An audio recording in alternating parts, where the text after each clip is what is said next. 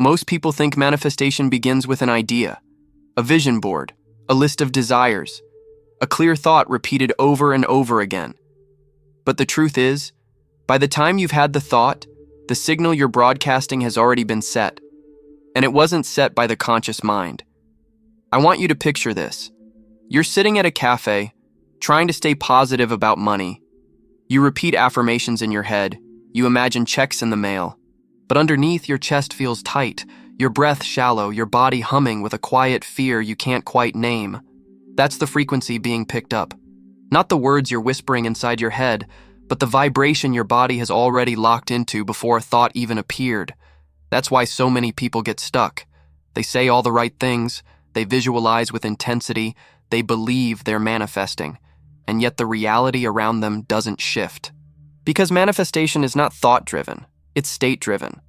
Thought is only the echo of a deeper signal already being broadcast through your nervous system, your posture, your emotional baseline. This is the piece almost everyone misses. Your body is the tuning dial.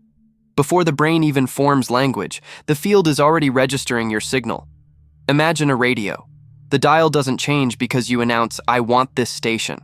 The dial changes when you physically move it into place. Your body is that dial. The counterintuitive secret is this. If you want to change what shows up, you don't start with what you think. You start with what you embody. And once you grasp that, the whole mechanism of quantum manifestation becomes obvious, simple, and practical.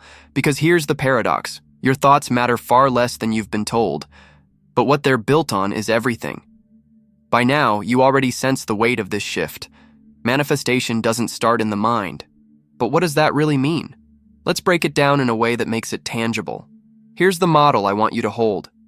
The observer and the signal. Think of your life as a giant radio.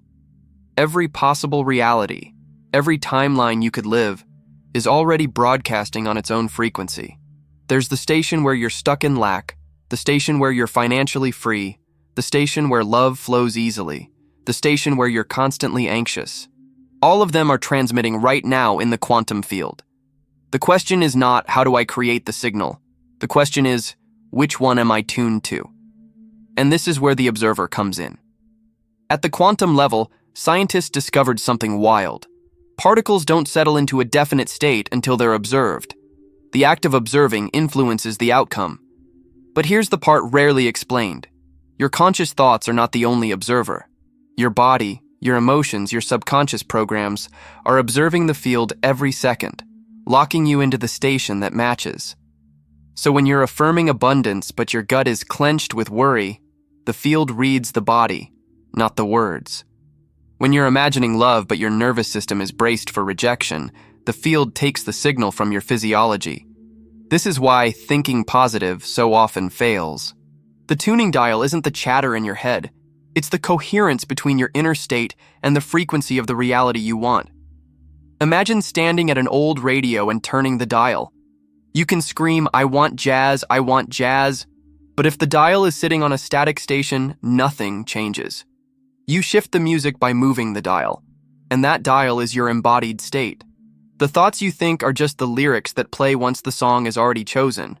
Now, this doesn't mean thoughts are useless, they're powerful, but not in the way most teachings frame it. Thoughts can reinforce the signal, or they can betray it.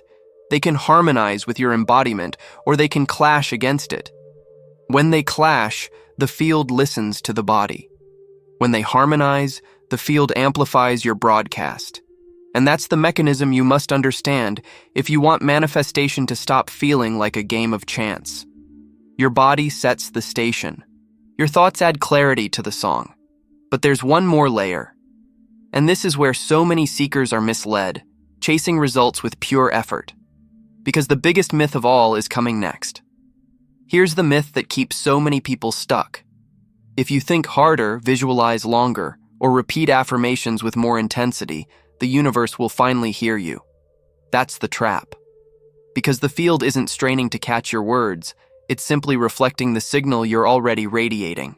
Let me bring this to life with a real-world moment. Imagine this. You're waiting for a text after a job interview. You nailed the conversation, you dressed the part, you left feeling confident. But now hours have passed, and your phone is silent. your mind kicks in.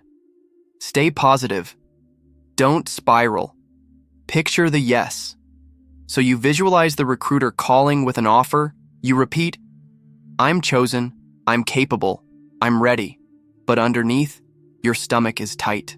Your hand keeps checking your phone every 2 minutes.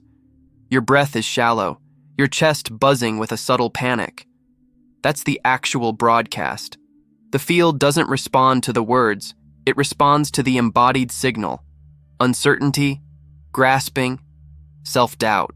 And this is where the myth collapses. It's not about how much you affirm, but about whether your body is aligned with the frequency you're trying to call in. If you're embodying static, no amount of affirmations can tune you into jazz. Here's the hard truth.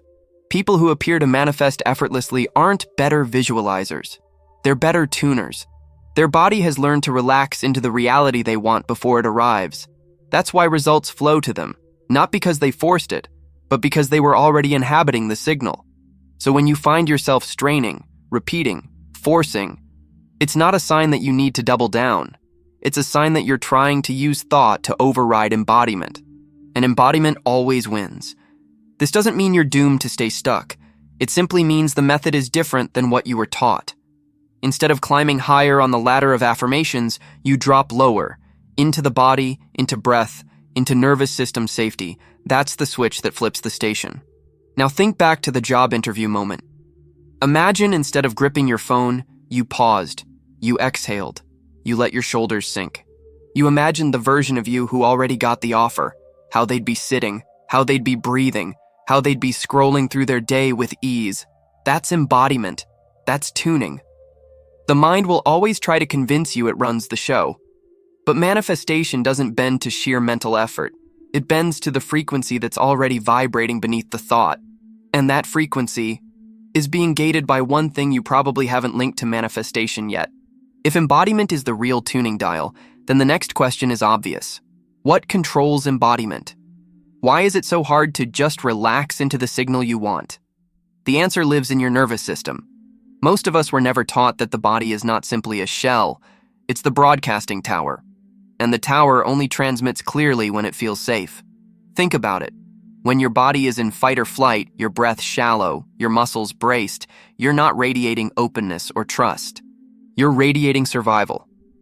And survival frequencies keep you tuned to timelines where pressure, lack, and struggle dominate. This is why so many people try to manifest abundance while their body is clenched in the exact opposite state. The nervous system becomes the gatekeeper. If it doesn't feel safe to receive, no matter how many times you affirm, I am wealthy, the field will only pick up static. So the real work is not thinking positive. It's creating coherence, a harmony between your heart, your breath, and your brain. When you create coherence, your signal stabilizes. The field doesn't have to guess. It locks onto your frequency with clarity. Let's make this practical. Right now, take a slow breath in through your nose. Hold for a moment, then exhale gently, longer than you inhaled. Do it again. In through the nose. Pause. Out through the mouth. A little slower. Now place your hand on your chest and imagine your breath flowing directly into your heart. Not your lungs, but your heart center. Feel the warmth there. If you can, bring to mind a memory of genuine gratitude, a moment that felt simple and safe. Hold that memory as you breathe.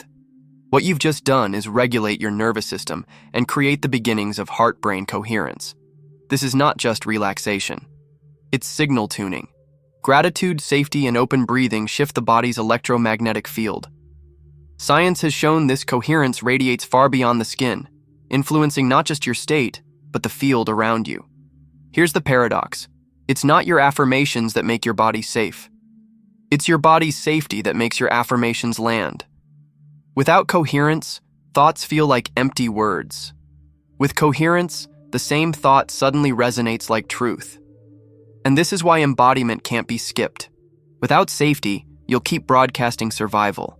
With safety, you unlock alignment.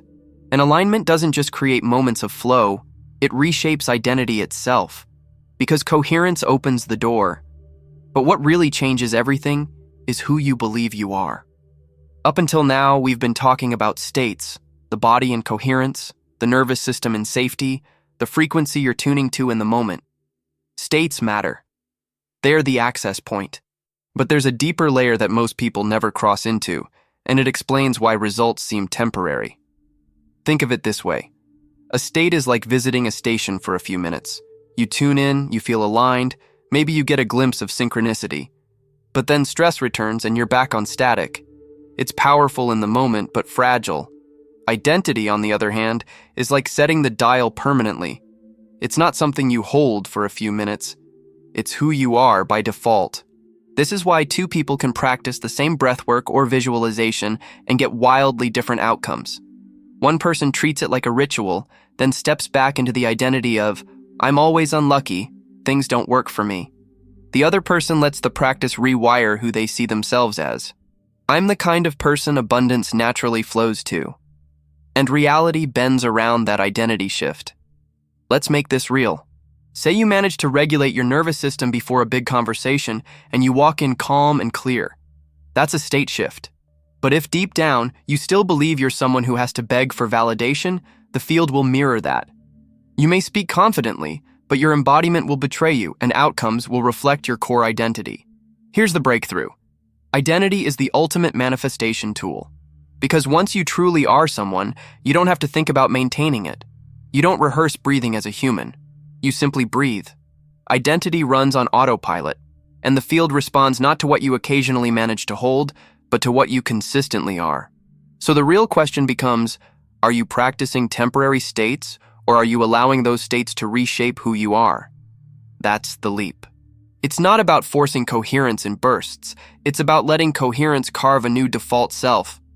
And here's the wild part. When identity shifts, entire timelines shift with it. Because you're no longer tuning in for a song or two, you're living on a completely different station. But how do we step into those alternate stations, those timelines where your life looks radically different? When you hear the word timeline, it can sound abstract, almost sci-fi. But think of it through our radio metaphor. Every possible version of your life is already broadcasting. The one where you're stuck in the same patterns. The one where you're free, abundant, confident. The one where you keep repeating old cycles. They're all playing right now. Which one you live on depends entirely on identity. Identity is not just how you describe yourself with words. It's the sum of the signals your body sends, the posture you hold, the emotions you cycle through unconsciously. Your field is constantly declaring, this is who I am. And the quantum field mirrors it back by anchoring you to the matching timeline. Think about this. Let's say your current identity is the one who struggles with money. You wake up each day scanning for bills, tightening your chest when you think about expenses. Even if you practice affirmations for abundance, the body is still tuned to scarcity. And so the timeline of scarcity remains the one you inhabit.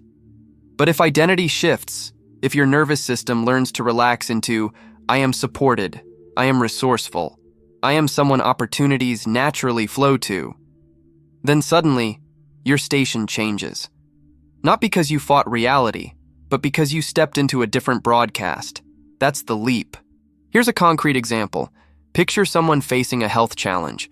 Their old identity says, I'm fragile, I'm broken, I can't trust my body. That station plays symptoms louder and louder. But when they begin to embody a new identity, I'm someone whose body knows how to heal, whose cells are listening to me, whose system is resilient, the body responds. They start living in a timeline where healing, not decline, is the dominant frequency. This isn't about pretending. It's not faking confidence or layering affirmations over fear. It's about inhabiting the new self so fully that the old signal simply fades out of resonance. Like tuning the dial. Once you're locked onto a clear jazz station, the static of the old one no longer pulls your attention. And this is the secret link between manifestation and timelines. You don't drag your old self into a better reality. You become the version of you who already lives there. And the field does the rest. But how do you actually train this? How do you let identity solidify instead of slipping back into old frequencies? That's where the right set of tools makes all the difference.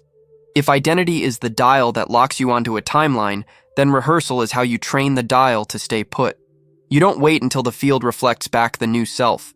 You start living as though you're already tuned in, so the frequency stabilizes.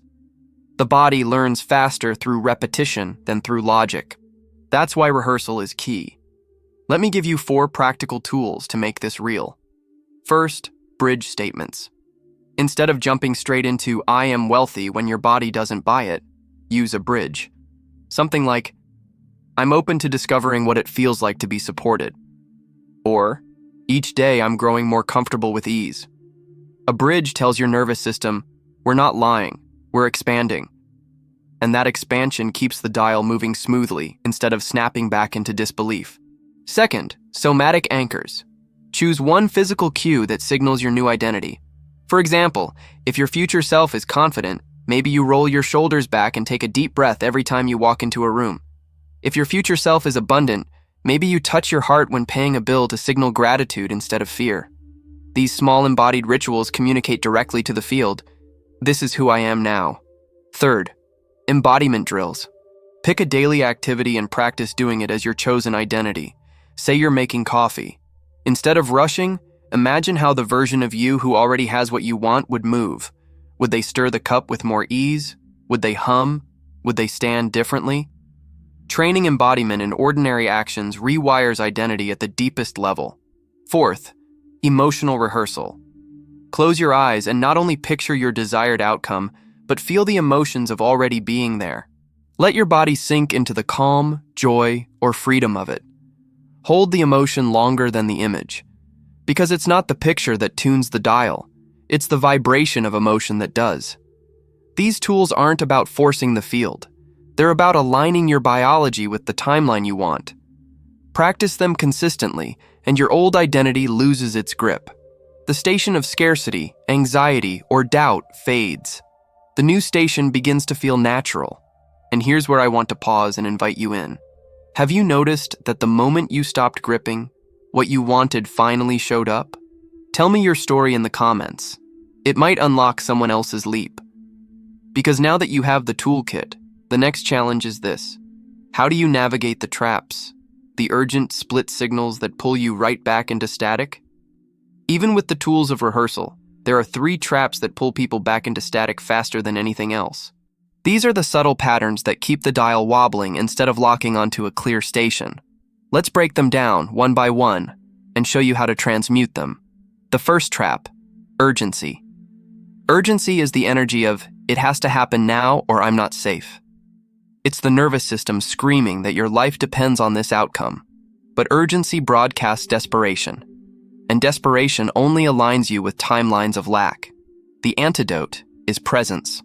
When urgency rises, practice slowing down your breath and naming what is safe in this moment.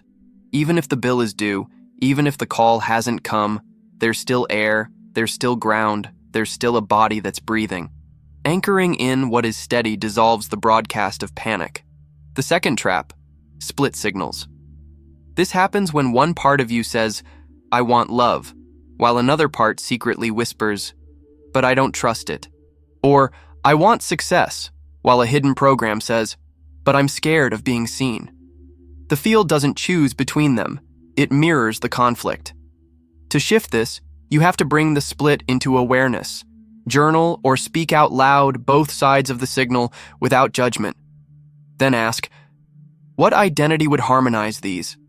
Instead of battling between "I want love" and "I'm scared of love," you shift into, "I'm someone who can let love in slowly, safely." Harmonized signals broadcast clarity. The third trap, over-control. This is the compulsion to micromanage the field, to obsess over how, when, and through whom your manifestation must arrive. But control transmits distrust. It's a signal that says, "I don't believe the station is already playing, so I need to crank the knobs myself." The way through is surrender. This doesn't mean giving up. It means handing the mechanics to the field while you embody the outcome. You're not twisting the dial anymore. You're living as if it's already set. When you start noticing these traps, everything changes. Urgency becomes a cue to breathe deeper. Split signals become invitations to unify identity. Over-control becomes the reminder to trust the broadcast already exists. Each obstacle flips into a practice. Because here's the truth. The field isn't punishing you when you hit static. It's teaching you where your signal is wobbling. And when you learn to steady the dial, life stops feeling like a constant push. It becomes resonance. But the real test isn't in the practices you do once a day. The real test is how you embody coherence in the smallest, most ordinary moments of life. And that's where the next shift takes us. It's one thing to tune your frequency during meditation, breathwork, or a focused practice. But life isn't lived in a 20-minute session. It's lived in the pauses, the commutes, the meals, the texts you send, the conversations you stumble through. And that's where quantum manifestation is either strengthened or undone. Integration is everything. Here's what I mean. Say you've just done a beautiful coherence practice. Your chest is open, your mind is calm, you feel tuned into abundance. But then you go make breakfast, and while you're pouring coffee, the old identity sneaks back. Will I ever get out of debt? In that moment, the signal wobbles. Not because your practice failed, but because daily life is where the true rehearsal happens. So how do you live coherence in the ordinary? Start small. When you walk, notice your posture. Are you slouched forward, broadcasting defeat? Or are your shoulders open, broadcasting confidence? When you eat, are you rushing, inhaling stress with each bite?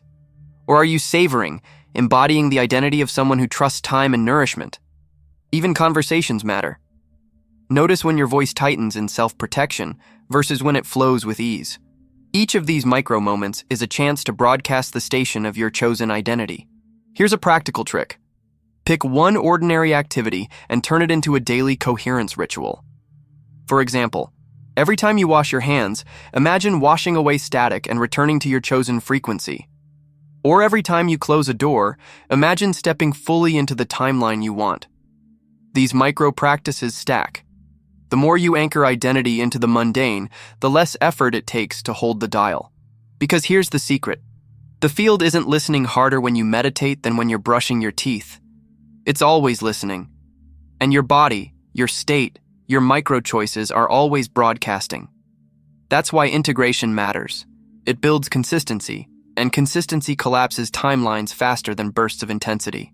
Now you might wonder, if daily life is this powerful, what happens when you scale it? When you let coherence spill over not just into your morning routine, but into relationships, creativity, health, purpose? What happens when the signal saturates every corner of your existence? That's where expansion begins. When coherence stops being something you do and starts being the way you live, the ripple effect is astonishing. It doesn't just change the way you walk through your morning or handle bills. It bleeds into every domain of life. Relationships, creativity, health, even your sense of purpose. Let's start with relationships.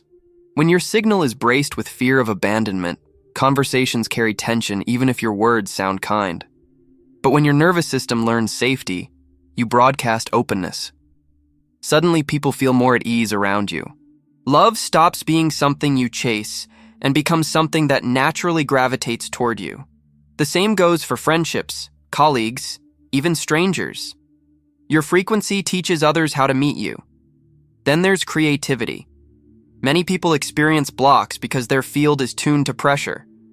I have to produce. I can't fail. I need this to work. That broadcast jams the signal of inspiration. But when you shift into identity, I am someone creativity flows through, the block dissolves. Ideas arrive with less effort, and opportunities to express them start showing up in unexpected places. Health is another domain where timelines split dramatically. If the body is constantly tuned to stress, it reinforces a reality of fatigue, inflammation, and decline. But when you embody the identity of resilience, coherence becomes a healing frequency. Cells begin responding to the broadcast of safety and regeneration. Small shifts in daily habits become easier because the identity behind them has changed. And then purpose. This is the big one. Many people wait for purpose to strike like lightning, a vision, a calling, a grand mission. But purpose is not discovered. It's embodied. It emerges naturally when your frequency stabilizes. Because once you're no longer leaking energy into survival, your true expression has room to broadcast. Opportunities align, doors open, synchronicities pile up. It feels less like you're choosing a purpose and more like purpose was waiting on the station you finally tuned to. Here's a vivid example. Imagine someone scrolling late at night, comparing themselves to others. In the old station, they feel small, inadequate, left behind. But when their identity shifts into coherence, the same scroll looks different. Instead of comparison, they feel inspiration.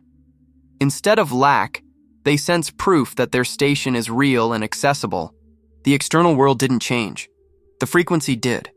That's the power of expansion. Once coherence saturates one area of life, it doesn't stay contained. It echoes outward, touching everything. And when it reaches this scale, the shift stops being just psychological or practical. It becomes existential. Because the deeper truth is this: manifestation isn't just about tuning into a better life. It's about aligning with a larger intelligence that's been broadcasting through you all along. Up to now, we've been looking at manifestation through the lens of embodiment, nervous system regulation, identity, and timelines. All of that is practical, grounded, and real. But there's a deeper dimension to this, one that transcends personal goals and taps into something far larger. Because if the field is always responding, the question becomes, what is the field itself? And here's where spirituality quietly enters the conversation. Many traditions across history have pointed to the same truth. There is an intelligence beneath everything. A rhythm, an order, a consciousness that we're not separate from, but expressions of. Call it source, the quantum field, universal mind, God. The name doesn't matter. What matters is that manifestation isn't about bending this intelligence to your will. It's about harmonizing with it. And here's the paradox. Surrender is actually the deepest form of power. Control broadcasts distrust, as we explored earlier. But surrender broadcasts alignment. Not the surrender of giving up, but the surrender of letting a greater frequency move through you. Imagine being a musician. You don't create the laws of music. You tune your instrument so you can play in harmony with them. Manifestation works the same way. You're not forcing the field to obey you. You're aligning your state so the field can flow through you clearly. This is why so many breakthroughs happen when people finally stop pushing. The job arrives after they stop obsessing over it. The partner shows up when they've released the grip of desperation. Health shifts when they stop fighting their body and start listening to it. The field responds the moment your identity dissolves into resonance with something bigger than your personal fear. And this brings us to a profound truth. You're not manifesting alone. Every time you breathe into coherence, every time you anchor a new identity, you're not just changing your life. You're amplifying a signal that others can feel. Coherence is contagious. Just as anxiety in a room spreads, so does embodied alignment. And in that sense, your manifestation is service. You're helping stabilize the collective dial. So yes, quantum manifestation is about collapsing timelines into the reality you prefer. But at its core, it's about recognizing yourself as a co-creator with the intelligence of existence itself. Not forcing, not begging, but aligning so fully that life itself begins to move through you like music. And when you reach that level of resonance, there's only one step left: to live it fully, as if the dial has clicked into place once and for all. So let's bring this all home. From the very beginning, we uncovered the secret most people miss. Manifestation doesn't begin with thought. By the time a thought arrives, your body has already set the dial. Your nervous system has already declared the station. And the quantum field is simply mirroring what you've embodied all along. That's why it never worked to try harder. Why repeating affirmations felt hollow. Why vision boards sometimes gathered dust.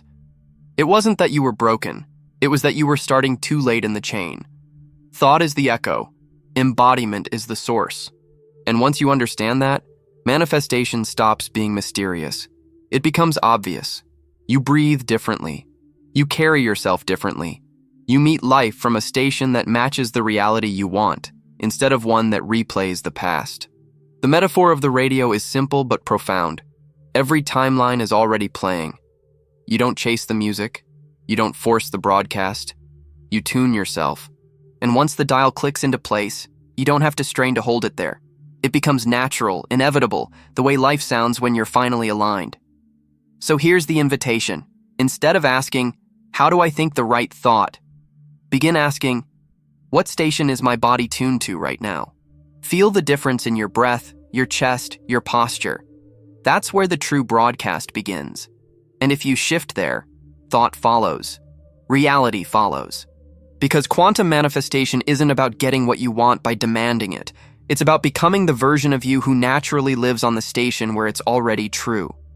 And once you let that sink in, the field can only respond one way, with resonance.